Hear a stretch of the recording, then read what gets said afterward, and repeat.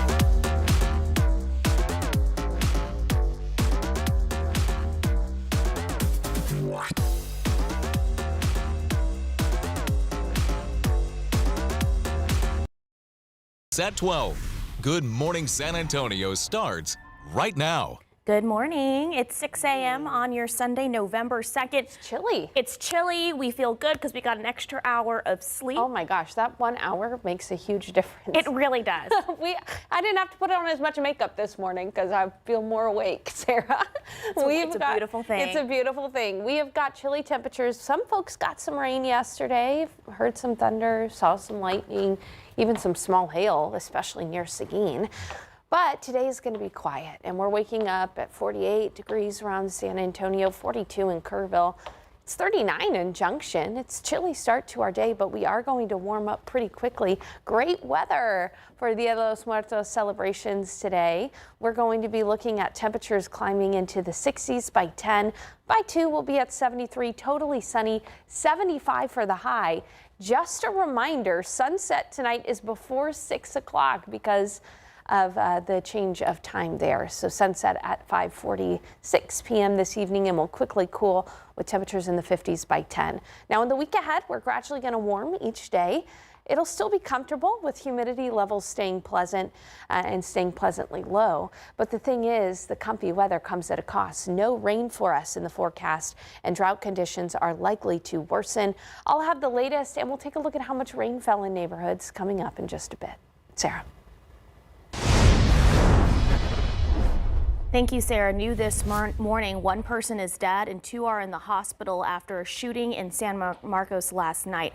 So the San Marcos Police Department says this happened on Kissing Alley. That is near the square downtown. Police responded to multiple gunshots at 10 p.m. and are now looking for 2 suspects. So take a look at your screen there. They say they left downtown in the silver or gray Audis that you see on your screen there. San Marcos police asked all bars to close around 1:30 in the morning, and we're going to continue to update you as soon as we learn more. Well, a listeria outbreak linked to prepared pasta meals has grown. The FDA says 2 additional deaths and 7 new illnesses have been reported. In total, the outbreak has sickened 27 people across 18 states, and 6 people have died. There are also, one of them has been a fetal loss. So the recalled ready-to-eat pasta salads and prepared meals were supplied by Nate's Fine Foods. They were sold at major grocery chains across the country, including Trader Joe's, Sprouts, Farmers Market, Kroger, and Walmart. Well, SNAP benefits for the month of November have not been sent out, and that means a lot of families are struggling to put food on the table. But as the government shutdown drags on, local organizations are stepping up. Our Devin Karp shows us that although the food bank has been prepping for this, weight of their job just got a lot heavier. You have an appointment? Yeah, hold on. The school is pretty important. You can stop here, sir. The distribution today is really, it's been in the making for weeks and weeks. A line that's long and just keeps getting longer circled the San Antonio Food Bank on the first day without renewed SNAP benefits. There's no SNAP benefits this month, so it's been a little hard. Yeah, especially with the holidays too, like Thanksgiving. And so it's been like, we know what we're gonna do. I go day by day. Yeah. If I worry for next month, I don't know where we're going to be by next month. The San Antonio Food Bank says it's already seen growing need through the month of October, and meeting that demand feels like helping out a natural disaster. Hello, just a quick question. Have you or anybody in your household been affected by the government shutdown? The vast majority, I couldn't tell you exactly, but probably 90% are saying yes. So we're seeing people either who are a federal worker, contractor, or who are just affected by that delay in SNAP. The final number? Out of 353 households, 2/3 of everyone here showed up because of the shutdown. Thank you so much. And something like this can't happen without plenty of volunteers. So we have 39 teens and we have 11 adults that came with us, so 50 total. As a person who utilized the food bank before, I definitely wanted to go back and help my community. They're so nice, they're so sweet, you know. It's also very hard to get a slot, you know what I mean? Because it's like at capacity. You have to keep trying to get in. Boy, it helps out a lot. Money that you don't have to end up buying all this food, so I appreciate them helping us out. The food bank says the best way to get in line is online or over the phone, checking in to see when the best time is to sign up for a distribution. It's really cool to see them, their eyes open up a little bit, and I think so often we get closed in on our own life and our own bubble of the world, and so it opens our perspective a little bit. We're going to have food. If we have to ration and make maybe that benefit for a food a little bit smaller, we'll do that, but we will have food for everybody. We just want our community to know that San Antonio is going to take care of them. Devin Karp, KSAT 12 News. Thank you, Devin. And KSAT Community and Texas Eats are teaming up with the San Antonio Food Bank and Meals on Wheels for a vital Fill the Truck food drive happening on Monday, November 10th. The event runs from 9 a.m. to 7 p.m. at the Pin Stack on Loop 410. A large donation truck will be parked at the Pin Stack to collect as many canned and non-perishable food items as possible in one day. And of course, you can always donate to both the Food Bank and Meals on Wheels online. We have the links in our KSAT community section on our website.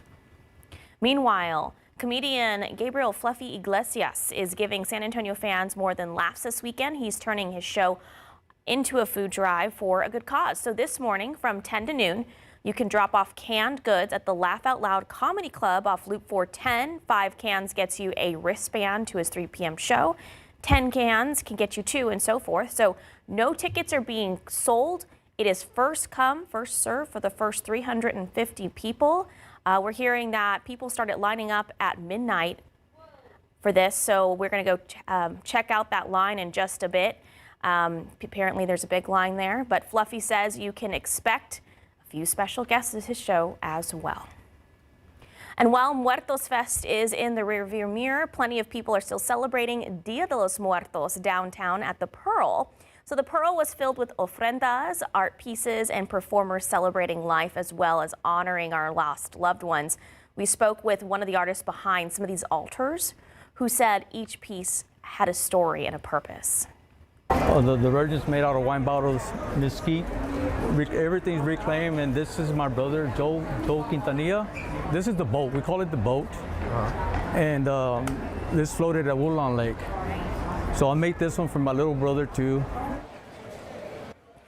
Dia de los Muertos celebrations at the Pearl will continue today from 5 to 9 p.m. There'll be music and dance, and of course, those beautiful ofrendas you're seeing there.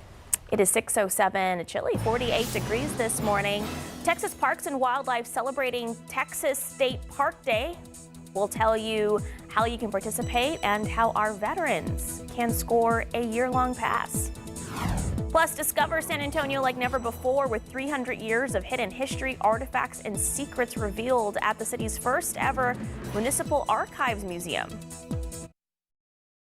Hey, take a look outside. Guess what I'm seeing? First light of the day, sunrise happening a little earlier, an hour earlier, in fact, because of the time change.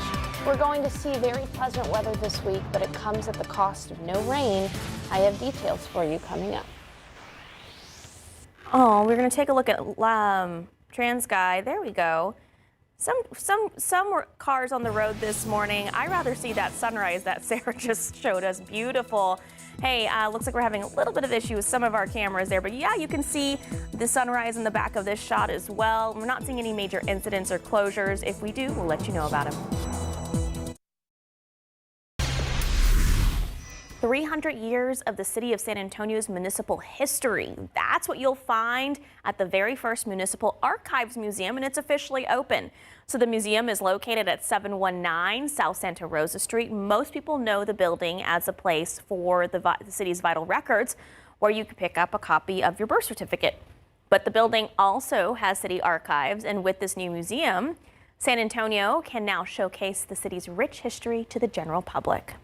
It kind of starts here with the early settlement, and then it goes in a timeline.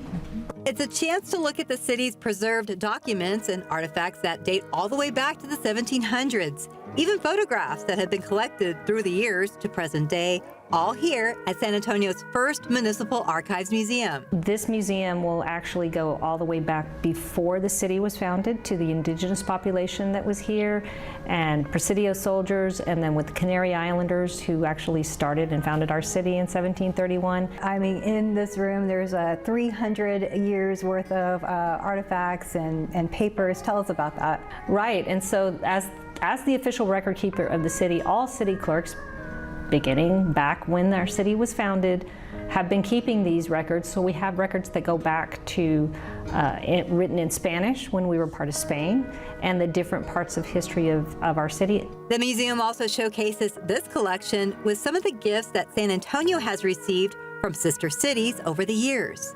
This is our sister cities collection here. That is cool.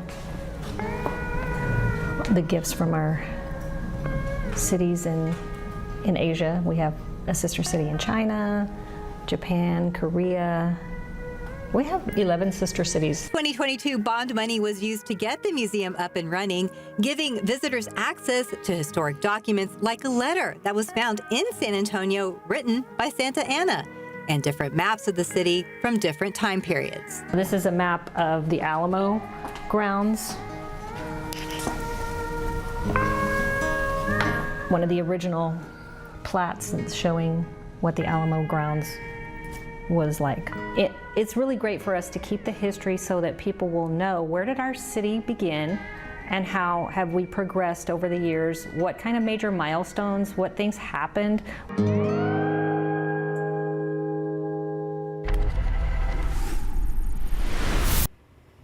Okay, so today is Texas State Parks Day, and admission to all 89 parks is free. It's a great chance to get out and hike, bike, swim, or just, enjoy nature with your family. Plus, veterans and active military can get a free entry year-round with a Parkland passport. Just remember to make reservations ahead of time and enjoy those beautiful fall colors. I know we've been keeping an eye on lost maples, right? And so they're not turning quite yet, Sarah. Not quite yet. They said there's a couple of maple leaves that have started to turn a little bit, but really on probably the next couple of weeks we'll start to see more of a peak. In the drier, warmer seasons, I feel like we get less of that red. It's like a formula. It's like a balance. It depends on when you get rain. It depends on when you have a first cold snap, how strong that cold snap is. It's a science that I don't quite understand exactly. Nature. But I do understand the science of meteorology, and we had some storms for some neighborhoods yesterday. I want to show you the rainfall. You can see it kind of went around the city of San Antonio, so downtown San Antonio did not really see much rain, but there were a couple of neighborhoods, like on the northwest side nearer to Bernie, that saw half an inch of rainfall. And then out near New Braunfels and Seguin, they saw even some hail, a lot of smaller hail out near Seguin with a couple of quarter-size hailstones in the mix there, and out near Garden Ridge. And then on the south side, Palo Alto College, half an inch of rain. Those areas getting a decent amount of rainfall. But again, it missed downtown San Antonio and it missed the airport. So officially at the airport where the rain gauge is, they did not record any rain yesterday for the city of San Antonio. Isn't that interesting how that works? As we take a look at clouds and radar, all of the storminess has pushed out of Texas. It's now over the Gulf associated with that cool front that moved through yesterday. And the biggest impact from that cool front is that very dry air is filtering in throughout the day today. So when we look at temperatures, it's chilly around San Antonio, but it's downright cold across the Central Plains with temperatures below freezing. for areas in Kansas and in Nebraska. As for our temperatures right now, stepping out the door, 48 in San Antonio, 41 in Boerne, 47 in Bulverde, 50 in Uvalde, 52 in Floresville. I was able to bust out the sweater because it actually feels nice and cool outside. Totally sunny though today, and we're quickly going to warm. By 10 o'clock, we'll be in the mid 60s. By noon, close to 70 degrees. Generally light and variable winds, and a high temperature today, about 74 around 4 o'clock. And just a reminder, the sun sets before 6 p.m. tonight, 5:46 p.m., and temperatures will quickly cool this evening. In fact, by tomorrow morning, we'll be again looking at a morning in the 40s around south central Texas. So you'll want the light jacket early tomorrow as you start your Monday. And then in the week ahead, we are gradually going to see those mornings warm. So the average morning low this time of year is 55. We'll be chilly tomorrow, chilly on Tuesday morning. Then by Wednesday into Friday, I don't think you'll necessarily need the jacket in the morning. We're going to see morning lows closer to 60 degrees by Friday morning. And in the week ahead, it is going to be dry, just pretty much sunny every single day. So as we look at the rainfall forecast over the next 7 days, rain for the eastern part of the United States, rain for the Pacific Northwest, and a big old hole over the Central Plains, Texas and San Antonio. No rain expected. We're likely to see drought conditions worsen. So putting everything together for you, 75 today for the high, a chilly start tomorrow, 76 for your Monday.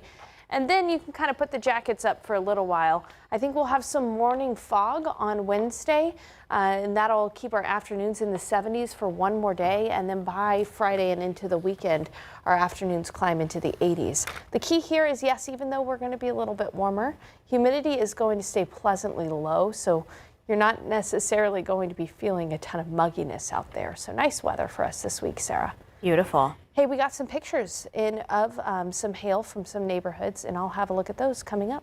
All right, thanks, Sarah. 621, 48 degrees. We'll be right back. Well, welcome back. An important programming note to pass along. The TV provider YouTube TV and our affiliate network ABC, they are in a contract dispute. That's why ABC programming is off of YouTube TV. And it'll be that way until a deal is reached, which includes all ABC programming. Now, KSAT 12 is an affiliate of ABC and does not have any say in this matter. All our newscasts continue to be streamed on the KSAT Plus app and on your smart TV or mobile device. So if you watch KSAT 12 on something other than YouTube TV, you're not affected. This also does not affect any clips or shows from KSAT 12 that you can watch on YouTube. So as negotiations continue, we will continue to keep you informed. Well, this week on Pickup Lines, a candid conversation with Greater San Antonio Chamber CEO Jeff Webster. He grew up in the Dallas area and came to San Antonio in the mid-1980s after graduating from Southwest Texas State. He once served as a San Antonio City Councilman, earning $20 a week. His current role has some similarities, but with a much better paycheck. It's so funny you say that because I tell people all the time, this is a great job because I get to be playing politics, playing business, playing the community, and I don't have to go to my friends and ask for money for a campaign. So it's kind of That's true. And my friends appreciate that. They don't have to ask for money. We also talked pro sports in San Antonio in this episode, and Jeff offers what he thinks is the next best bet when it comes to attracting another professional team. You can watch the latest episodes of Pickup Lines on KSAT.com. Just search Pickup Lines. It is 6:26 and 48 degrees. We'll be right back. Good morning. It's 6:30 on your Sunday. It is November 2nd. Good morning, Feeling everyone. like November with sweater weather. Yes, I know. I'm wearing a sweater because of sweater weather. All right, I want to show you, though, it is a beautiful start to our day, and temperatures are starting off on the chilly side. So just a reminder that in the next couple of 20 minutes or so, we'll officially see sunrise. We're seeing that first light of the day an hour earlier because of the time change. It's 48 in San Antonio, 47 in New Braunfels, 52 at Stinson, and 51 in Bernie, 42 in Kerrville. Here's the thing, visibility looks good. We are not seeing a ton of fog except for in some of the valleys of the hill country. And today is kind of the last day of the Dia de los Muertos celebrations, and temperatures are going to be very pleasant with low humidity, sunny skies, light and variable winds. By noon, we'll be near 70 degrees, 74 for the high. Sunsets before 6 p.m. tonight because of the time change, and temperatures will quickly cool. Hey, take a look at this video sent in to us on KSAT Connect. This is on the northeast side of Bexar County, kind of closer to the Garden Ridge area. And you can see they got a lot of rain, but they also got a lot of small hail as well. Many people got some small hail. I'll be back with a look at how much rain fell in what neighborhoods coming up in just a bit. Sarah. You're not supposed to worry about if you're going to get shot in the middle of the night sleeping or if you're going to get shot coming home from a Halloween party. Well, a scary Halloween night for many, and not for the right reasons. 4 teenagers are recovering after a shooting at a Halloween party that we first told you about yesterday on GMSA. And this incident happened in a North Side neighborhood on Lee Hall Street. The night team Zaria Oates was in that neighborhood yesterday speaking with people who say they're worried about their safety. You can see it in the caution tape still on the wood post, and you can hear it in how quiet this street is the next day.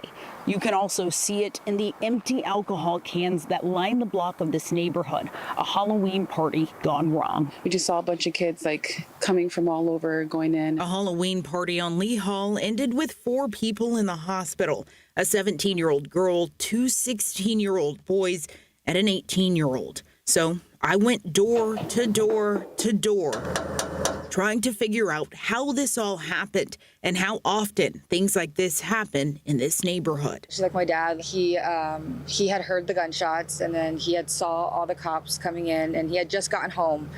And if he were outside, I don't know if that would have been a different story or not. I was kind of shocked to hear because stuff like that doesn't happen on this street. My question is, where's the parents at? I spoke with the homeowner of the house the party started at. He didn't want to be on camera, but told me kids started fighting outside, and then things got out of control, which led to the shooting. The homeowner told me he doesn't know who had the gun or exactly why things became violent.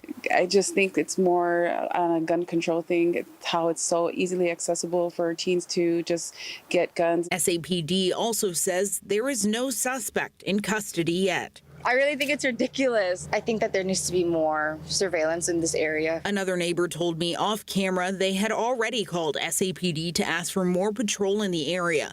The neighbor says they do see more patrol than before, but they want the city to do more to protect their neighborhood. I emailed their city council representative after the interview. They're a part of District 1, which is Councilwoman Suk Carr's district. We'll update once we hear back from her office. I'm Zaria Oates, KSAT 12 News.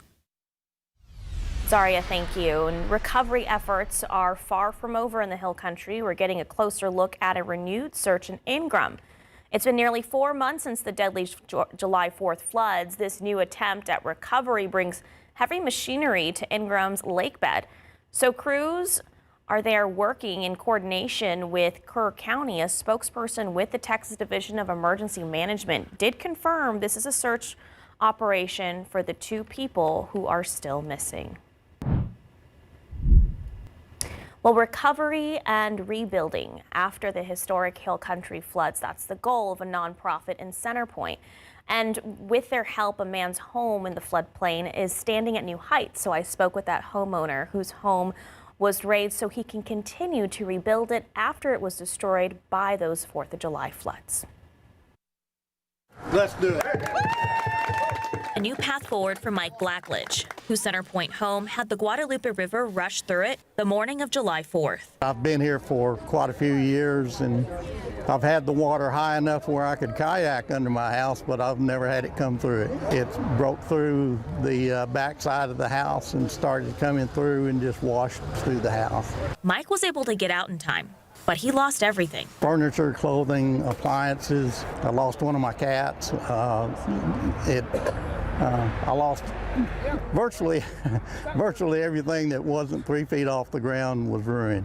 He has not been able to get the permits to start the rebuild process until his property has been raised above the floodplain. But today, a new start. After a Centerpoint Foundation, Annie's Helping Hands raised over $17,000 for Mike's home to be elevated by another 3 feet. Are you excited? I am. I can tell. I'm a builder by trade, so this is real exciting for me. Mike has lived on the property for 30 years, and he has been eager to get back in, and even more eager to start the rebuild process. Annie's Helping Hands has made that possible. The foundation hopes to help more homes in Centerpoint do the same, as the nonprofit hopes to raise more money to continue to give back. For Mike, he says there is nothing like the community of Centerpoint, how everyone has come together to help heal and rebuild. I've had a tremendous amount, of community support. And it's been overwhelming at times. Well, now let's talk about this upcoming election. So whenever people discuss Props A and B on the Bexar County ballot, they've been presented as a pair. One goes with the other. But what happens if there's a split result? The rodeo indicated again this week their plans would stay roughly the same. Prop A would fund a makeover of the county facilities around the Frost Bank Center and pave the way for year-round rodeo-style events, while Prop B would help pay for a new Spurs Arena downtown.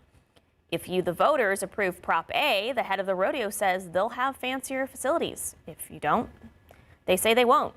They say that while they may not attract high-end events, they still plan to hold more year-round events. Both get shot down. In that case, none of these plans go ahead. I mean, what's the plan then? Our plan will remain the same. Which is year-round? I can't speak on behalf of the Spurs, right? Okay, right. But I would say I think it's pretty safe to say that they're not staying there. They publicly stated that. So we would begin planning on the year-round operations on our end on that lower level without the nicer facilities. They would roll out what their plans are in their due time when they're ready to tell us. So a Spurs spokeswoman declined to comment on the possibility of a split result beyond saying they're focused on getting both propositions passed, and there is not a plan B. She did not respond when we asked the Spurs plan to eventually leave the Frost Bank Center, regardless of what happens this Tuesday night. Plus, it's one of the biggest questions when it comes to plans for a Spurs Arena downtown. What will the traffic and construction look like in the next 5 to 10 years? Our RJ Marquez did some digging to see what drivers, neighbors, and visitors could see if the Spurs Arena and Project Marvel gets the green light. If there's a new NBA arena, we're going to need certain construction to be completed before or when it opens. Melissa Stendahl is the president of the Lavaca Neighborhood Association, one of many neighborhoods that would be directly impacted by a new downtown arena. Parts of Cesar Chavez and South Alamo are already clogged with construction and brake lights for big events. One of our comprehensive requests to the city and the Spurs is that when they look at and analyze the area and the impact of their development, that it goes beyond Cesar Chavez. Because if we can't get in off Cesar Chavez or Florida Carolina, we're kind of blocked in. Back in June, Pape Dawson Engineering presented a plan to the City Council that involved close to 20 projects related to traffic. One of the big ideas was a single-point urban interchange at I-37 and Cesar Chavez. This is a modern intersection that engineers said would increase traffic flow there by 60%. There's also plans for a new parking garage near the Alamo Dome and adding thousands of spaces within walking distance of the arena site. VIA is also set to break ground on its green and silver lines that will be dedicated lanes to get people in and out of downtown. But residents being able to park in their own neighborhoods is one of Melissa's major concerns. City Planner's Office has engaged with us to work on that residential parking permit, some sort of program. If barricade management continues, which we do probably want at certain key locations, is there like a more permanent solution where they can come up and down from the ground? It's all part of a traffic puzzle that could transform downtown and, yes, lead to more of this construction and delays. I also want to see the thriving mixed-use concept, right? A variety of activities and services for people shopping, not just eating, but also shopping, pet care, medical care, like things like that, so that people can live and work here as well as have fun. Well, more than 100,000 people have made their voices heard by early voting this year, actually 119,000. But there's a lot more than the Spurs that's on the polls this year. Several new propositions on the ballot aims to give homeowners across the state more than $10 billion in property tax relief. It's called Proposition 13, and it increases the homestead exemption on property taxes from $100,000 to $140,000. This follows a 2023 vote that raised exemptions by $60,000. Many Texans say their property taxes are rising even though their homes haven't improved. It's the land value going up. So a local tax expert says customers are asking for more relief. It is not uncommon to see people struggle to pay those property taxes.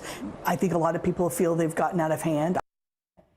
This year, there are also some other propositions on the ballot that increase homestead exemptions for elderly or disabled homeowners and exemptions for small businesses. We've got it all online at ksat.com/vote. 641, 48 degrees. Still ahead on GMSA, the Pumpkin Fest at the Rim is offering a discount if you bring a canned food item today. What to know if you're heading that way.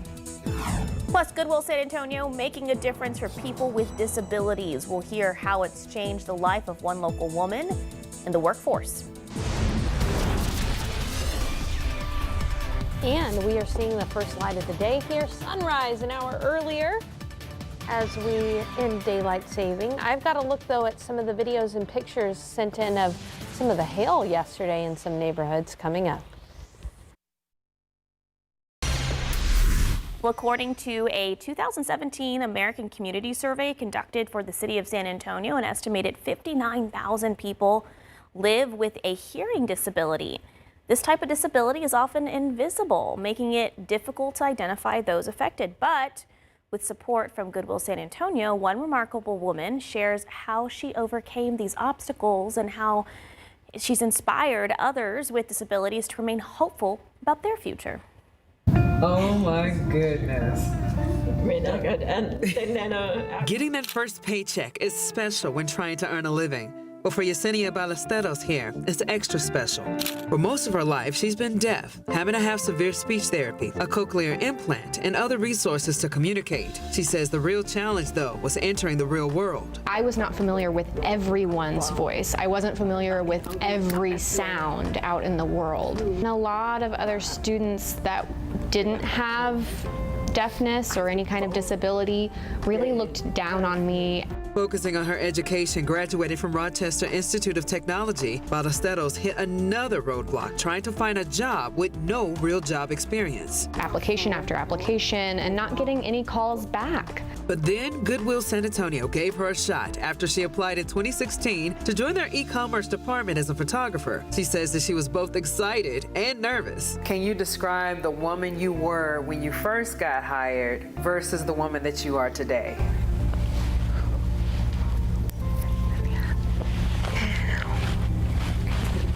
Oh my gosh, completely different women, complete opposites. She says she's confident today and more capable than ever because of her lived experience of being deaf, and hopes her experience inspires others with disabilities to get into the workforce. Don't worry about what other people are thinking about you or other people's stereotypes or negative assumptions.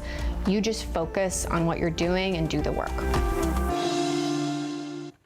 Wow, what a wonderful story. As somebody who also has hearing loss, I love that she was able to just share her story. And of course, you can find more on her story and a link to job opportunities through Goodwill at this article on KSAT.com. Just search disability employment. Thank you, Japhanie, for that story. All right, happening today, Pumpkin Fest at the Rim wraps up this weekend. And today, November 2nd, they're hosting a food drive for the San Antonio Food Bank. So bring 2 non-perishable items and you'll get half off admission. Kids are free. Adults are $10. It's a fun family event with fall decor, interactive attractions, and great photo spots. And great weather for that Pumpkin Fest food drive today. Oh my gosh, the weather is going to be lovely, totally sunny. We're starting off chilly, but yesterday some folks, especially out near Seguin, got some hail, Sarah. That's crazy. Yeah, here's a look at this video. Take a look at this video sent in from Seguin. You can see the hailstones out there accumulating outside of this home in Seguin. For the most part, a lot of the hail was smaller than quarters, but there were some damage-causing quarter-sized hail and slightly larger in the Seguin area. Of course, whenever hail falls, even if it's small, it is very loud and disruptive. And that was right around 5:30 in Seguin yesterday. You can see those hailstones falling there. Thank you to everybody who sent in pictures and videos to KSAT Connect. I want to take a moment and talk about the rain that fell in the area around San Antonio. You can see that many neighborhoods, I'm going to go ahead and step off so that I can zoom in a little bit more so that you can see these neighborhoods that got some decent rain. Unfortunately, a lot of the rain missed downtown San Antonio and the airport, so there's no rain recorded at the airport for the day yesterday. Here's how much rain fell in Seguin along with that hail. In some cases up to 1.5 inches near New Berlin as well. And then on the northwest side of town, you can see Fair Oaks Ranch, Scenic Oaks, Leon Springs. These areas got about 0.5 inch to 1 inch of rain as well. Okay, all of that rain is pushing to the south now into the Gulf of Mexico. It's behind a front, and we are enjoying some drier air from that front. In fact, take a look at temperatures over the next couple of days. So we are still going to have chilly mornings tomorrow, Tuesday, but by Thursday, mornings are going to be a bit more comfortable, closer to 60 degrees, so you won't necessarily need the jacket. You can see also that every afternoon, generally, our temperatures are going to warm too. By Thursday, we're going to be in the 80s. So that's the big headline this week, is that temperatures will gradually warm each day.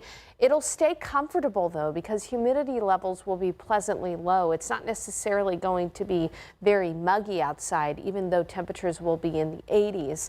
But unfortunately, that comes at a cost, and the cost there is no rain. Drought conditions will likely worsen. We did see some improvement in the drought monitor. I'm going to go back. We did see some improvement in the drought monitor from the rain that we saw about a week ago, but you can see we've still got extreme drought in the red color here around San Antonio and in parts of Wilson County as well.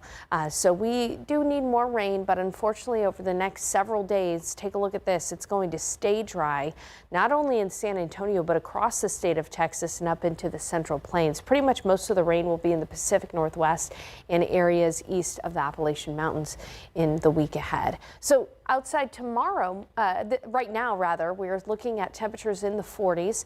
It's 48 in San Antonio, starting to dip into the upper 30s in the hill country. You might be curious, when's the first freeze? On average for San Antonio, that's November 30th, and in parts of the hill country, it happens as early as this week. But this week, we're going to stay above freezing in the morning hours everywhere. Looking at your KSAT 12-hour forecast, warming up under totally sunny skies. By noon, it'll be near 70, and in the afternoon, 74 for the high. Just a friendly reminder, sun sets before 6 p.m. tonight, and then we quickly cool with temperatures near 48 degrees tomorrow morning, and a gradual warm-up in the week ahead. Every day will be warmer than the day before. Sarah.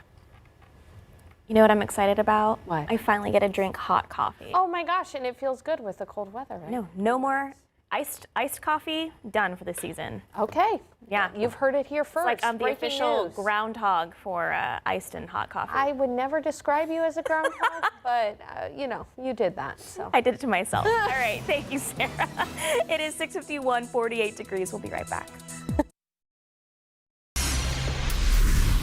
If you're thinking ahead to the holidays and you believe you'll need some help, applications for Blue Santa, well, they're now open.